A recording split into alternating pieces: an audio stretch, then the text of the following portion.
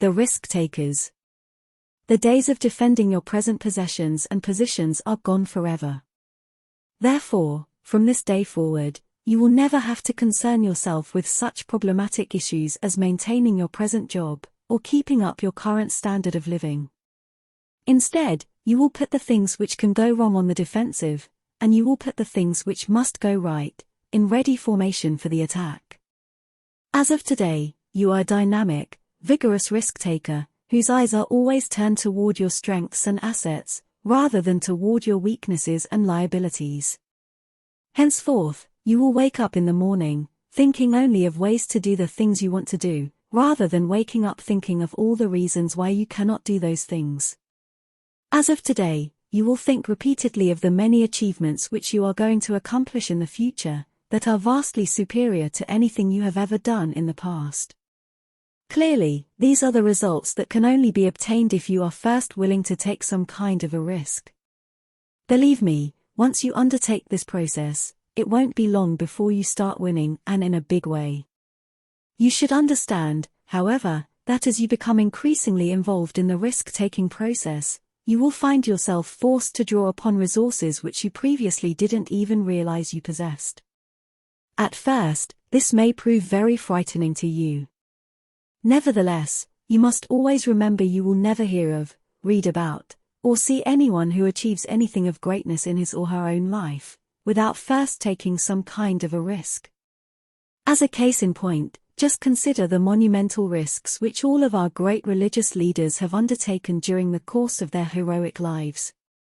Then stop and reflect upon the enormous risks which all of our great business leaders have also undertaken, during the span of their illustrious careers. Finally, as you seriously meditate upon these stupendous accomplishments, you will become increasingly aware of the fact that you too must become a risk-taker for you to develop the greatness you were born with. Moreover, you should understand that in truth, no genuine satisfaction in life can ever be attained by you or anyone else, who simply refuses to take risks. For the life of anyone who chooses to live with extreme caution will never amount to anything more than a succession of dull, soporific days, continuing on, without interruption. The diving board analogy. To help you grasp the full implication of what I am saying, consider the following analogy. Just cast your mind back to the time when you were a child and attempt to recall the degree to which you admired the neighborhood kid who went right up the ladder, and dived off the high diving board without any hesitation whatsoever. Then see if you can recall the feelings which you harbored in yourself, as you watched him take that first risky leap into the water below. If you are like most of us, you probably lost just a little bit of your own self-respect at that time, until finally, out of sheer embarrassment, you too mustered up enough courage to jump. Finally, see if you can recollect how good you felt once you actually made the plunge and proved to the world that you could do it too. Now that you have taken your mind on this mental journey through your past, bring it forward to the present time. Let it become fully aware of the legions of men and women today who, like the young child looking longingly at the high diving board, would dearly love to quit their jobs, set out on an independent path and do their own thing. However, due to their overwhelming fear of failure, these unfortunate people never quite work up enough courage to step out and actually take the plunge. As a result, such individuals miss out on many of the opportunities that life affords us all, and what is even sadder, they never get a chance to plumb the depths of their own innate resources. Since they are afraid they might not make it, afraid they might lose, afraid they might fail, they simply choose to maintain the status quo and do nothing. The irony is, however, that even if a person should assiduously attempt to avoid all risks, he or she will still inevitably end up failing from time to time. But the point is, so what? What difference does it really make? After all, failing does not make us a failure, and the only time we do become a failure is when we decide to stop trying anymore. Therefore, even if we should falter along the way, we never really fail because we always retain the capacity to try once more. Flip Wilson's story. Flip Wilson, the famous comedian, is best known for his ability to make people laugh. But here is what he said in a somewhat more serious vein, about his own experience with the risk-taking process. "I fell down and got up, I fell down and got up. For 16 years I did practically nothing else but fall down and get up." Even so, do you think Flip Wilson ever thought of himself as a failure? You bet your life he didn't. For if he had, he would never have found the courage to try just one more time, and you and I would probably have never even heard his name. You should understand, at this juncture, that as soon as you seriously set a big goal for yourself, you are going to become involved in a process of risk-taking which will add a dimension of excitement, indeed a whole new flavor to the course of your life. But at the same time you should be aware that as you start engaging in more risk-taking behavior, the majority of people will be trying to avoid it at all costs. In other words, instead of taking meaningful risks, most people will continue to ensure themselves in a series of empty compromises. These compromises, in turn, will ultimately have the effect of reducing their existence to the level of a meaningless charade. To understand how this phenomenon operates, just consider the people whom you know who have compromised when buying their new home. Why did they compromise, you ask? Because they were afraid that they wouldn't be able to make the mortgage payments on that dream home they truly wanted to live in. Then turn your mind to the veritable armies of individuals who remain in positions at work which they find dull and unrewarding. Why do they stay? Simply because they fear they would not be able to cope with the position which they would truly love to tackle. The irony is, of course, if these people would simply put themselves out on a limb by going after that better job or that dream home, or whatever else it is they truly desire, they would then demand a commensurately better performance from themselves. As a result, they would soon discover that the risk they had taken was actually paying big dividends in all aspects of their life. The Young Millionaires. Several years ago, I read an excellent book on the subject of risk-taking. It was entitled The Young Millionaires, and it contained the true life stories of 18 individuals, each of whom had earned in excess of $1 million. In fact, some of these people had actually earned many millions of dollars, over and above the $1 million mark, during the course of their highly successful careers. Throughout the book, the author made many interesting observations about the law of financial success, but the most important one was the one which he kept coming back to. Namely, although these individuals came from a variety of different backgrounds and although each had earned their money in a different way, they all shared one thing in common. What was that one thing, you ask? Simply put, it was this: even though everything they owned was riding on the outcome of virtually every major business decision which they made, none of them considered themselves to be taking risks. The reason they didn't, he went on to explain, was because they were living their lives as though it were impossible to fail. Note, however, that in the eyes of most people, there would be no question that these individuals were taking tremendous risks and on an almost daily basis.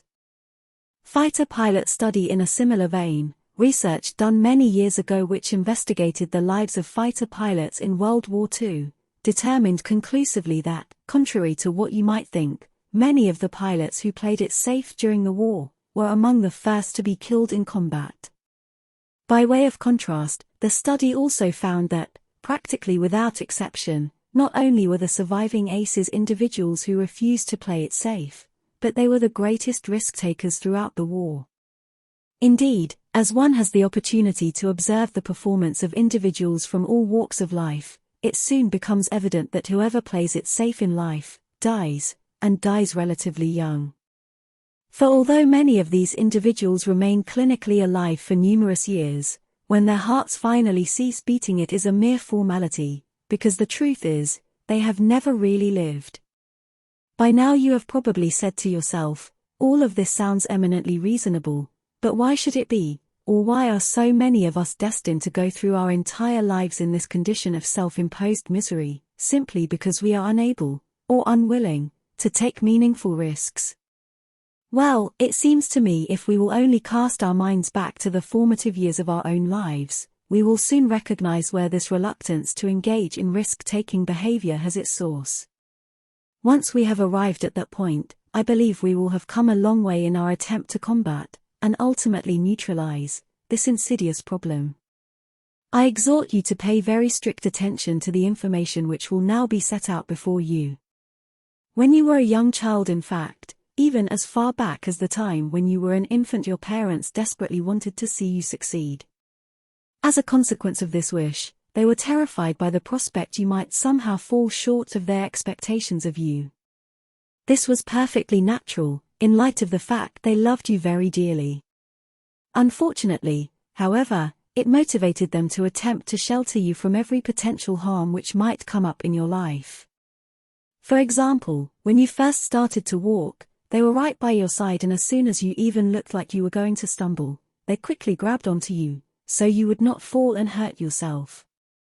Similarly, when you engaged in your first fist fight with the little terror next door, your parents were there to soothe the bruised feelings. They probably tried to console you by saying you were right, dear, the other child was a bully. Next, they probably said something like, in the future, dear, be very careful and try to stay away from kids like that.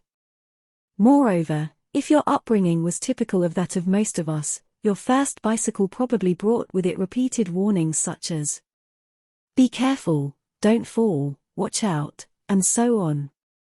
In this manner, you were slowly but surely programmed to make every move in your life with a brilliant caution light burning brightly on the screen of your impressionable young mind. You must gain the awareness, therefore, that regardless of what anyone may have told you to the contrary, none of us was ever born with a fear of taking risks. As I have clearly indicated above, the fear of taking risks is something which we learned only after we entered this wonderful world of ours. In fact, contrary to what many people have mistakenly been led to believe, the human being, if left to his or her own devices, is a born risk-taker who is naturally programmed to follow the path which will eventually lead to greatness in his or her own life.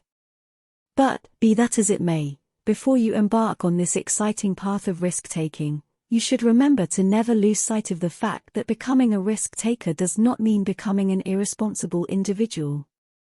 If you really think it through, you will realize these two concepts are mutually exclusive.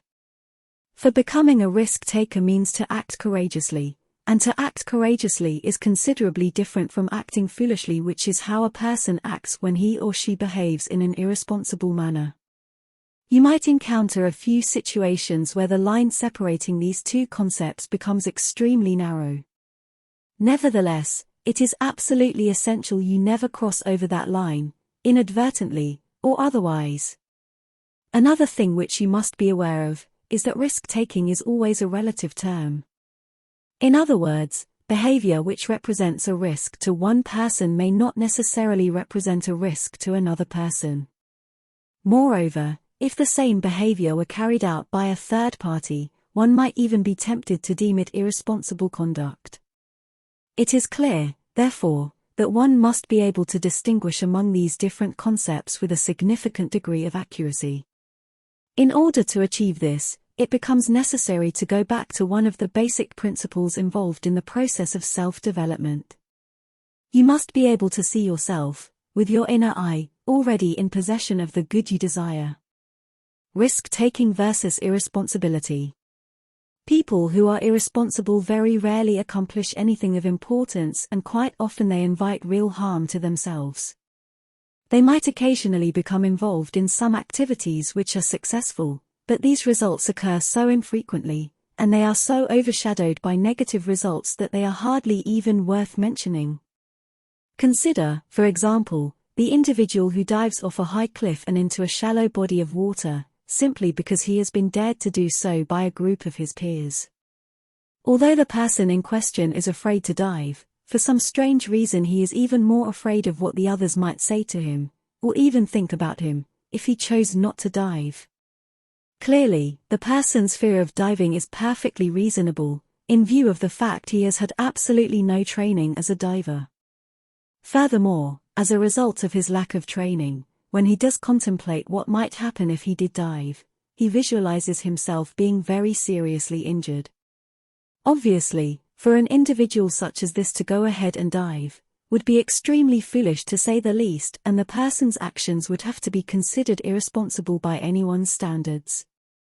On the other hand, however, If this same person trained to become a professional diver, and if he was skilled at taking all of the various factors into consideration, if he were able to visualize himself successfully going through all of the necessary motions such as swimming to shore, stepping back on land unharmed, etc., then it would be a totally different situation. For although the person would still be taking a definite risk, no one could accuse him of acting in an irresponsible manner. Consider for a moment the stunt people who work in the movie industry. These individuals are constantly performing dangerous acts. In fact, that is precisely what they get paid for. But do not be deceived. For the men and women who perform these stunts are not amateurs by any means. They are all competent professionals, highly skilled in the performance of their dangerous trade. They always check and then double-check every calculation, before they make even the simplest move. As a result of these precautions, they are very rarely ever injured. No, there cannot be any question about it, stunt people are risk takers to be sure, but they are very rarely irresponsible individuals. Investments now. Turn your attention to the person who invests his or her hard-earned savings in a venture about which he or she knows practically nothing. Perhaps someone, possibly a relative whom the person may have held in high esteem, suggested this investment was a great idea and the investors stood to earn an extraordinarily high rate of return on it. Assume, moreover, that despite the person's very grave misgivings about going into the venture at all, he is also being strongly motivated by greed, to seek the highest possible rate of return which can be earned on the money invested. Finally, suppose that the tremendous fear of loss notwithstanding, the person decides to go ahead and makes the investment anyway. What happens next? After the investment has been made, most of the person's waking hours will probably be spent 1. Worrying about the investment, and 2. Visualizing himself reduced to a state of abject poverty. It is abundantly clear, therefore, that this sort of behavior must be deemed the polar opposite of financial responsibility, and the person involved must be considered imprudent and irresponsible, rather than a real risk taker. The usual outcome in a situation such as this is predictable, if not pleasing. The individual in question loses the money, not to mention the former friendship of the individual who originally suggested the investment. The reason is that foolish, irresponsible people seldom blame themselves for making such errors.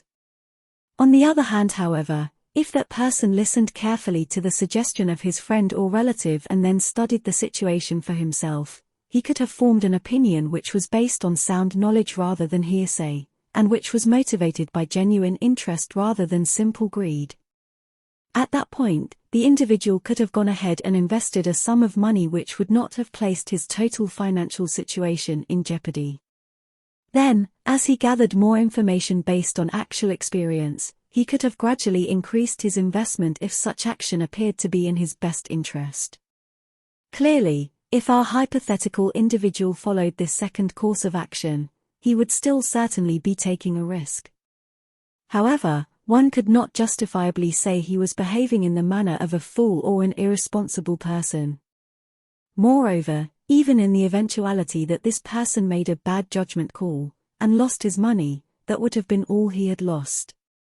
For he would still have his friendship and he would still have his own self-respect, because he would realize he had been guilty of nothing more than an error in judgment. An added benefit of this second approach is that the individual would not automatically reject future investment possibilities, should they arise. I am sure you are getting my message loud and clear. Risk takers are knowledgeable people who study situations carefully, have confidence in their own abilities and have a very healthy self-image. Put more plainly, we can say risk takers, unlike irresponsible people, are nobody's fool. Business failures. Consider this: if one were to examine the statistics regarding the number of business failures each year, without closely studying each situation separately, one could very easily conclude that going into business for oneself is an irresponsible act. However, that is just not the case. The truth of the matter is, many of the people who have gone into bankruptcy, should never have gone into business for themselves in the first place, either because they weren't properly prepared for such an undertaking or because they simply didn't know what they were doing. They lacked the skill, the knowledge, or the proper support to get their business off the ground. Bear in mind that although it takes most new companies at least 3 years before they are properly established, some of these individuals didn't allow for 3 months, or even 3 weeks, to give their business a chance. It is also significant to note that prior to setting out on their own, many of these people were those employees who thought their boss was incompetent, or the owners of the company which employed them didn't know what they were doing. Obviously, everyone who fails to get a new business going does not fall into this category, but there are certainly many people who do. Nevertheless, despite the woeful statistics, there certainly are many individual risk takers who have succeeded in establishing businesses of their own. For example, just consider the story of my good friend, Bob McCrary.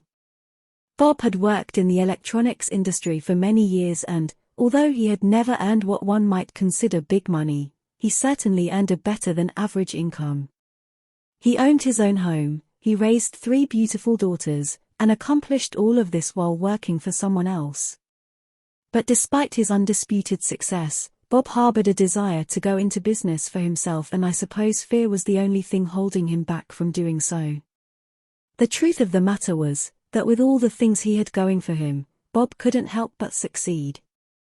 Unfortunately, however, he was unaware of this because he had never been out on his own before. Moreover, he had been raised to believe the old idea that a person should get a good steady job and then work for a pension. Still, the desire of Bob, and his wife Pat, to work in their own business persisted. It eventually grew to the point where they were actually able to visualize their business operating successfully. Since it is impossible to hold an image in the mind without also expressing it, the end result of Bob and Pat's imaging was the birth of their own company, Pensacola Electronics. That happy event occurred just a few short years ago, and, although both Bob and Pat have worked many hard hours, and still do today, they have the satisfaction of looking at what they have created together. They gainfully employ numerous people and they properly service hundreds of clients located in various American states. They have both earned a sizable income, and the net value of their company today, if they were to sell it, is greater than all of the money Bob had earned working for the other company, for all those years. Did Bob and Pat make the right decision? Just ask them. Would they make it again? You know what their answer would be. Are they risk takers? I don't think there is any question about that. Bob and Pat McCrary left their jobs and invested many thousands of dollars to do something which they had never done before. They had no written guarantee they would succeed in their venture, but they were not irresponsible, nor were they acting imprudently. Were they afraid? Well, I have never asked them directly, but after studying human nature for the greater part of 20 years, I feel quite confident in asserting they were. The salient point for our purposes is, despite their trepidation, they had the courage to act in the face of their fear. For the person who analyzes a situation carefully, prepares himself accordingly and then proceeds in the face of fear with the image of success in mind, is a genuine risk-taker. Furthermore, as you are already aware, risk-takers very rarely lose, and even when they do, they usually bounce right back to try again. In other words, risk-takers live exciting, creative lives, because they are living the kind of life that we are all intended to live. So put a smile on your face, because as of this moment, you too can become a real risk-taker. How? Simply by doing the thing you have dreamed about off and on for months, or possibly even years. In the great musical South Pacific, Mary Martin sang, "If you don't have a dream, if I don't have a dream, how are we going to make a dream come true?" It is my belief that every one of us has our own dream. We all have a vision, an idea, or a picture of some great or grand thing or accomplishment, which will float to the surface of our consciousness from time to time.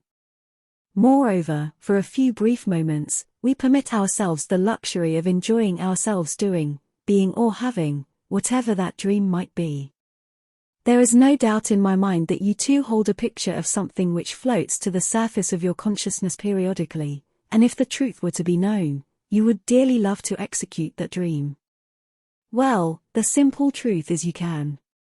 But in all likelihood, it is going to require a considerable amount of courage on your part. Remember, it makes no difference, at this moment, how bizarre your idea may appear. In fact, you might even regard it yourself as being sheer fantasy. Nevertheless, you can begin to turn it into a reality, by making a written description of whatever it is you would like to do, have, or be. Write out your ambition in as much detail as possible and in the present tense. Do not write it out as something that you are planning to do, rather, write it out as if it was something you are doing currently. In big bold letters write, I can, and then yell it, say it, sing it, drill the idea that you are now going to do this thing, into your subconscious mind.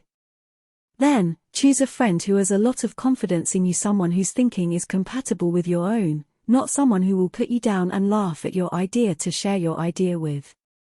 Select someone who will build you up and help instill confidence in you, with respect to your idea. Remember, it makes no difference whether your goal is starting a new business, buying or building a new home, getting a new automobile, a new position at work, setting a sales record, or getting an honors mark in school. Whatever it may be, you must step out and boldly pursue it. Keep reminding yourself that you have tremendous reservoirs of potential within you, and therefore, you are quite capable of doing almost anything you set your mind to. All you must do is figure out how you can do it, not whether or not you can. Begin to visualize yourself as a risk taker and then start telling yourself you are one. Become fully aware of the good vibrations you get simply by virtue of practicing these simple mental exercises. But before you proceed any further with your quest, find yourself a pad and a pen. Then, prepare a balance sheet by taking a sheet of paper and drawing a straight line down the center of the page. On the left-hand side, place a minus sign, and on the right-hand side place a plus sign. Under the minus sign, write out the very worst thing that could happen to you, if you were to follow through with your idea. On the right-hand side, write out all the good things, the very best things, that could happen to you, if you were to go ahead with your plan. Clearly understand that so long as what you plan to do is honest and honorable, whatever goes on the left-hand side of the page is not going to be disastrous. On the other hand, however, what goes on the right-hand side of the page could turn out to be absolutely magnificent. Therefore, by creating the balance sheet in this manner, you are demonstrating to yourself, for your own edification, the fact you actually have nothing to lose. It has already been brought to your attention numerous times in this book, that simply missing the mark does not make you a failure, it only means that your plan did not work out as you had anticipated. So even if you should lose everything you own, you still retain the capacity to bounce back, to try once again. For several years now I have been in the habit of reading the biographies and autobiographies of men and women who have truly accomplished something of significance in their lifetime. I have found, moreover, that almost without exception, these individuals had fallen short of their goals on numerous occasions, but that never deterred them. Indeed, I myself have experienced failure to hit the mark, on a number of occasions, and I will readily admit it hurts a little and it even causes a certain amount of embarrassment. But be that as it may, it has never stopped me from trying again, and it need not stop you either, because we all possess the ability to get up and get going once again. Therefore, this very moment, make up your mind that you are going to become the risk taker you truly wish to become.